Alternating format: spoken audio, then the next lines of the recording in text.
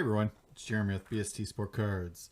So coming to you with a quick podcast today. I got a couple things I wanted to talk about. One, heard about today about a pretty big PSA mishap. So I wanted to discuss that a little bit, and also talk about the National and what everyone's thoughts are and who's going, and what your plan is for the National. And I'll sort of talk about what because the first National I went to completely scrambled, didn't know. It's my first time there. It's huge. If you do not have a plan, you are just going to be overwhelmed. So I want to talk about that, what my plan was this year. But let's start with this big PSA mishap that I just heard about. So someone on Twitter came out and just made a statement that said, hey,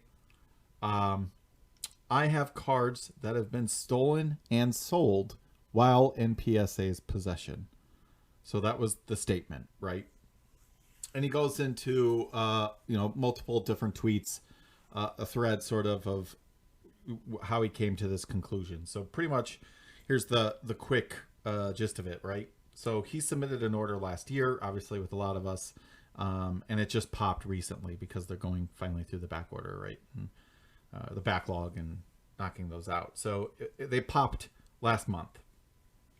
So he said pretty much what he does out of habit is once it popped, he must have submitted it himself, not going through a bulk submitter or anything like that, because everything popped. He got the certification numbers and stuff like that. So he started adding the cards to his PSA registry app when he knew the grade and obviously the certification number. And then he noticed that his cards, had it shipped even a month later after those grades popped. So he called PSA and said, hey, what's going on? And PSA said, hey, we'll reach out to our shipping department and we'll find out what's going on.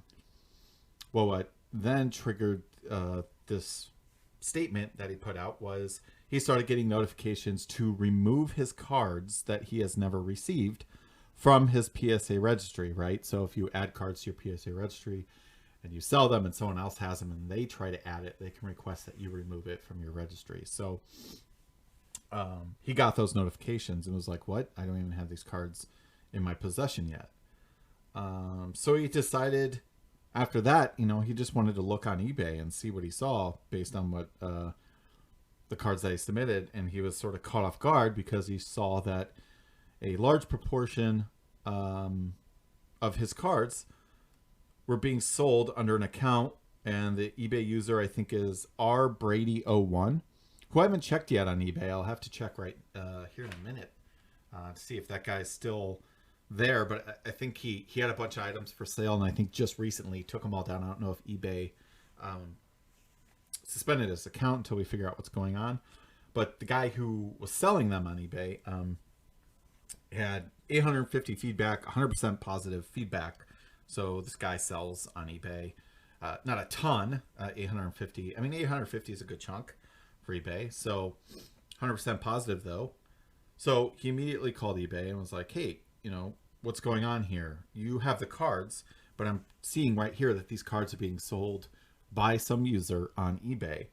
And the customer service representative he was talking to said, no, I promise you they're in our possession. And then he showed him this evidence saying, well, how do you explain this then? Here's the certification number of my slab. Here's the sale that's happening on eBay with this same certification number.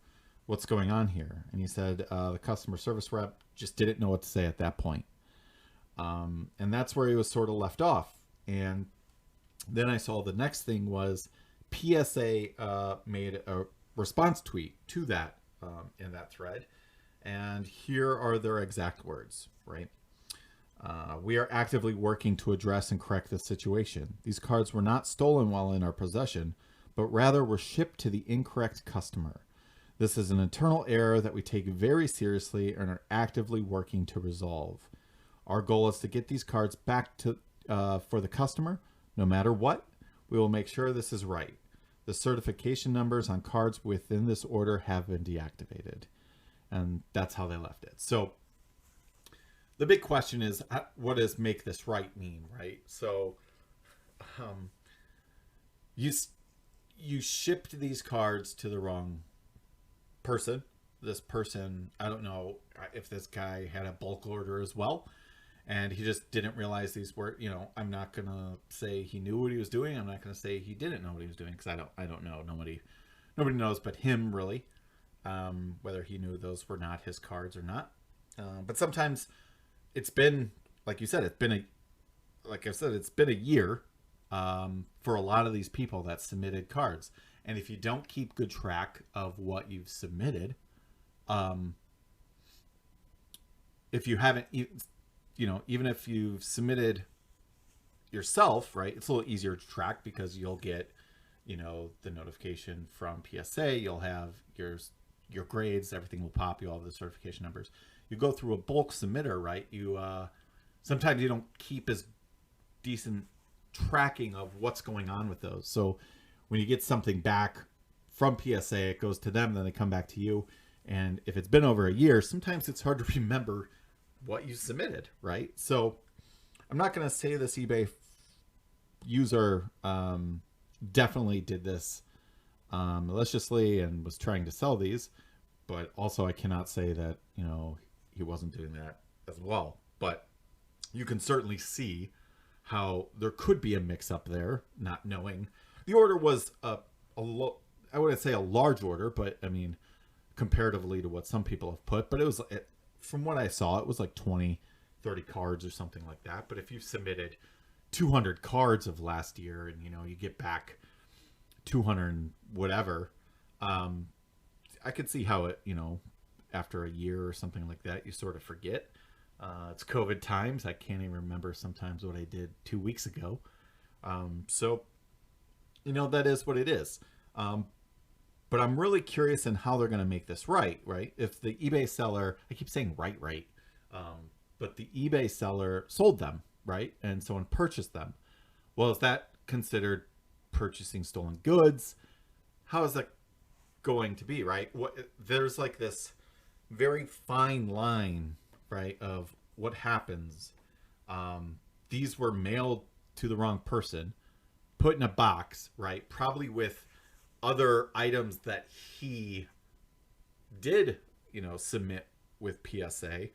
So the box has his name on it and everything like that. How could the person receiving the package know that it was, some of those goods didn't belong to him? It's a very fine line. It would be a very tough legal battle. So I don't know what PSA is going to do, if they're going to try to replace his cards.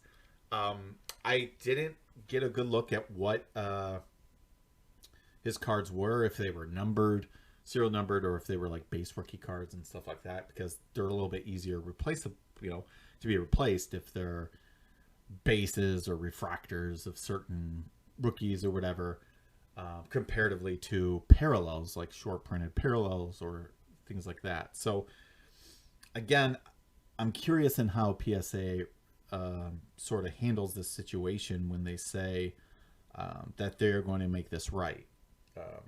How does that, what does making it right mean? Is he going to get financial compensation? Or are you saying he's going to get his exact cards back? Because I don't know how that can happen. I'm sure there's a way. I don't know the legalities around it clear enough.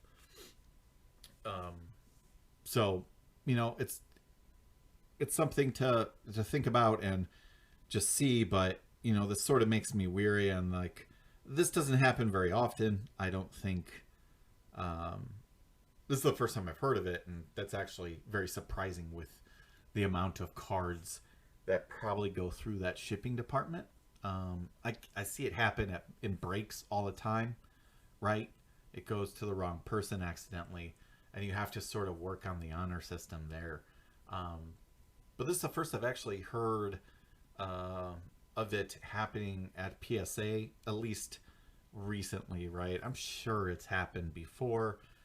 It probably just wasn't thrown out into the Twitterverse like this one was. So PSA definitely on damage control. So go ahead and tell me what you think should happen here, how you think PSA is going to make this right.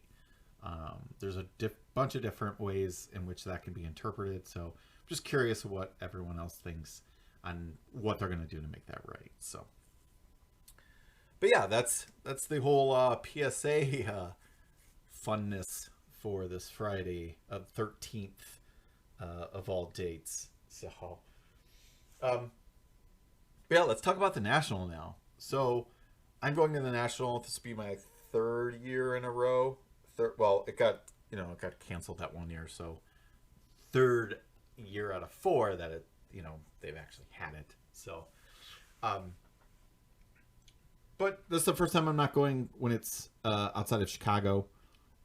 So I got a hotel. I'm staying at the Caesars in Atlantic City.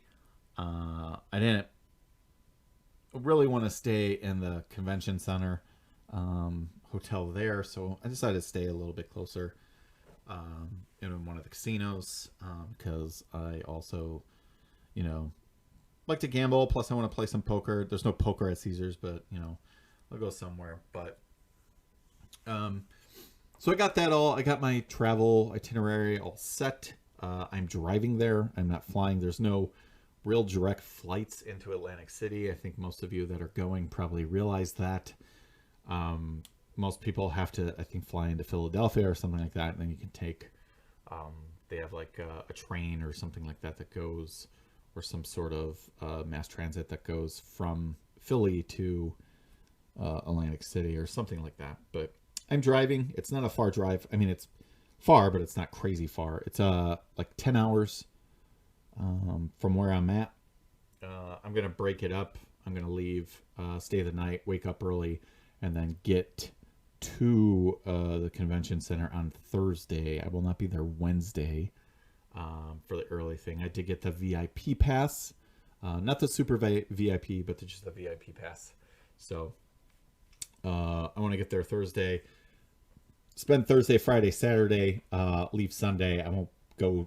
I might look around at the show a little bit Sunday, but probably not. I'll probably just get on the road. 3 days is a good chunk as long as you got a plan. So I'm going to start going through my inventory, what I want to take. And then I'm also going to put, sort of a wish list together. What am I looking for?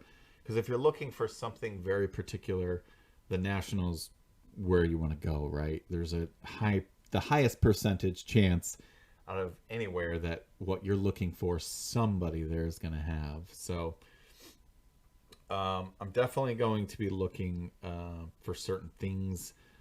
What I sort of want to, before I say what they are, I sort of want to put them in an order, and I want to see how the season progresses and stuff like that before, I decide I want to purchase certain things. But that's my plan so far. Very preliminary, right? We still have a couple months, 2.5 months or something like that from today, right, until the National. So, trying to just get that, what I want to bring. Obviously, the biggest things that, and I think everyone, if you look up any video about the National, what people are going to say to bring, right? Comfortable shoes. You are going to be on your feet a ton. Comfortable shoes. Bring your own snacks. Bring your own water. Know your prices on the things that you want and the things you're looking to sell, so that way you can be efficient with your time. Don't be afraid to negotiate. I think everyone there should be, right, willing to negotiate. I think this was brought up in a lot of podcasts, but any dealer, so one of the best things to do is take a card that that most dealers will have, whether it's graded or something like that. So take up, a base Luca PSA 10, and know what you want, what that card is worth. That way, if you go to a dealer and they're crazy overpriced on that Luca, right? If they're asking $500 or something like that, and it's more in the $400 range, it's going to be hard to negotiate with that dealer, and what they're doing is setting a very high value, and then they're going to be like, oh, I got some wiggle room. I'll ask. I'll knock it down to 425, but maybe it's still only a $400 card, right? And then knocking it down, you're still overpaying by those $25. So just have a card that is very common, know the price of it, so you can sort of get a feel of how the dealers price their cards, whether they're looking to make have a deal or they're overpriced and stuff like that. And then just be comfortable on what you're willing to offer stuff. Decorum and etiquette there.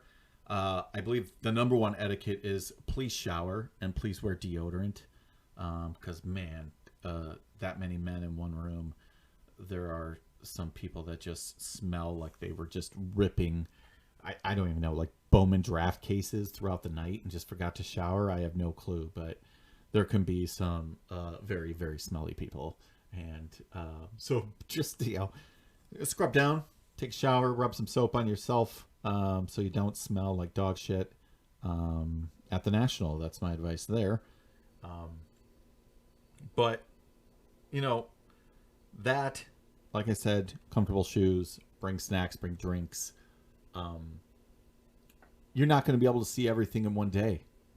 It's just not possible. There's just so many things. I haven't been to this convention center, so I don't know how it's laid out, how big it is and stuff like that. But if it's anything like Chicago, one day you're not going to be. If you like, what I like to do is go through boxes, go through value bins, go through dollar bins, $5 bins, and stuff like that. You're not going to have enough time to do any of that. You could barely walk the entire thing, in half a day or whatever you have, right? The 10 to 6 or whatever. So be prepared. If you're there for one day, definitely have a plan on what you're looking for and stuff like that. If you're there for multiple days, make a plan, like what you want to do, right? What do I want to do day one? Do I want to go bring a little notepad or something like that? Mark what table. They have maps, dealer table maps that they'll post online. Print one of those out. Mark the tables that you want to go back to and stuff like that. Highlight them, make notes, things like that. That's what I do. So the next day, if I want to go back to that table and see if I can make a deal on something I saw that I couldn't make a deal the day before, that's the best way to sort of keep organized and keep on pace on what you want to do. That's another thing too. Day one, and it's just natural progression with dealers. When I'm a dealer, it's the same way. If it's a multi-day thing, day one, you're going to be a little bit more tight. Day two, you're going to loosen up on your prices. Day three, loosen up. And then the final day, that Sunday and stuff like that. It's normally when people are going to be just trying to get rid of stuff that they don't have to haul back, right? So that's your normal progression. So sometimes it makes more sense to, day one, you see something you like, you make an offer, it's not accepted. Go back the next day, see if it's still there. If it's still there, great, make your offer, right? Some people just don't do that because they have that, that FOMO, that fear of missing out. It doesn't really bother me as much. It bothers some people more.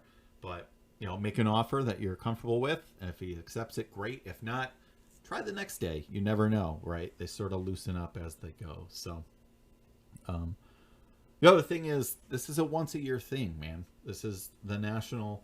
If you love this hobby like I do and stuff like that, just have fun with it, right? Have fun, look at cards, even cards that are way out of your price range. It's just cool to be there and see some of these cards on display. Go by, the old, like Golden has a thing, and they'll have insane cards displayed. There will be I forget what they had last year, right? They had like a LeBron logo man and all this other stuff. So who knows what's going to be there this year? Whoever pulled the LeBron triple, I don't want to say their names, but the guys that pulled the LeBron triple logo, will that be there? Whoever buys it, will that be there? Stuff like that, right? There's going to be cool displays, memorabilia, all sorts of things. It's not just cards there too. There is insane amount of just cool memorabilia. Signed baseballs, bats, the people there for autographs is insane. The lineups that they have this year, they have everyone under the sun. You got Marino's going to be there, just a bunch of people. It's just have a good time, especially if you're bringing your family. Just enjoy it. Have a budget in mind. Cash is king, right? Always bring cash. I'm not sure how the reception is there, the Wi-Fi and everything like that. In Chicago, it's very, very spotty. So a lot of times if you wanted to Venmo or PayPal somebody, it was very hard to do. So make sure you have the cash. Bring it beforehand. You don't want to use the ATMs in Atlantic City, I'm going to guess, because I'm sure the transaction fee, unless you get those refunded like I do with my bank because it's online, they're insane. So, but other than that, enjoy, have a great time. And I hope to see you guys out there. I'll be out there under BST. So, if you see me wearing my BST shirts and stuff like that, I'm probably going to put together a little thing that if you see me and you recognize me and, you say hi and then, love your marketplace or something like that. If you've looked at it, I'll have little goodie bags to give out to, kids and stuff like that. So hopefully I see you guys out there. And, this isn't the last time I'll probably be talking about the National. So I really look forward to it every year. And I'm looking really forward to it this year and being somewhere else out of Chicago. So, yeah. So hopefully I see you guys there. Have a great Friday the 13th. Hopefully your cars don't get sold by somebody else from PSA. You get them back. And thanks for listening, and talk to you guys soon.